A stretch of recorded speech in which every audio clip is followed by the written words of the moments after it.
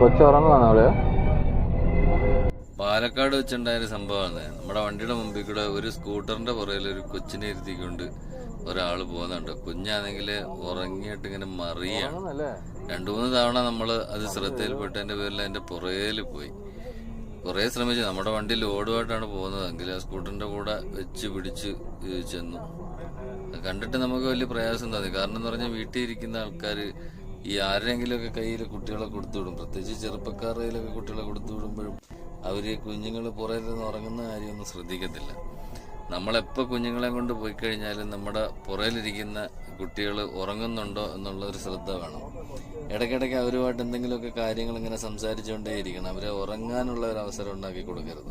പിന്നെ അവർ ഉറങ്ങുമെന്ന് നമുക്ക് തീർച്ചയായിട്ടും ഒരു ബോധം വന്നു കഴിഞ്ഞാൽ വണ്ടി നിർത്തുക, പിന്നെ റിസ്ക് എടുക്കുകയും ചെയ്യരുത്.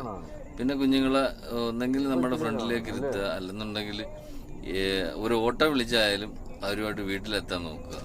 ഇങ്ങനെ റിസ്ക് എടുക്കരുത്.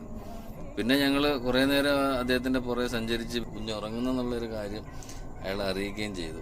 അല്ലാതെ നമുക്കങ്ങനെ അത് കണ്ടില്ലെന്ന് അടിക്കാനായിട്ട് തോന്നിയില്ല.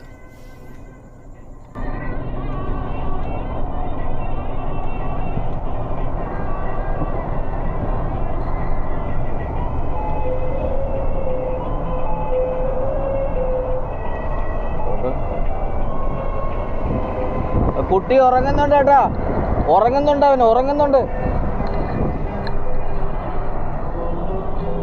ഒരു ചെറുപ്പക്കാരൻ പയ്യനാണ് ഓടിക്കുന്നത്.